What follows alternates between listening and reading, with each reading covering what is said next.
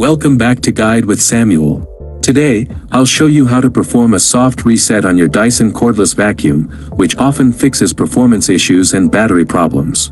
First, turn off and unplug your Dyson vacuum from the charger.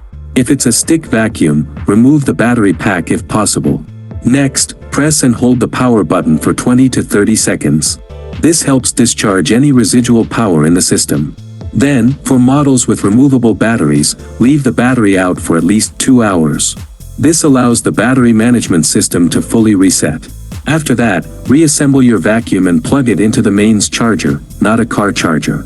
Allow it to charge uninterrupted for at least 4 to 6 hours, even if the indicator light says it's full. Once fully charged, try using your vacuum. The reset often resolves issues like sudden shutdowns, reduced suction, or charging problems. If problems persist, contact Dyson support as you may need a battery replacement or professional service.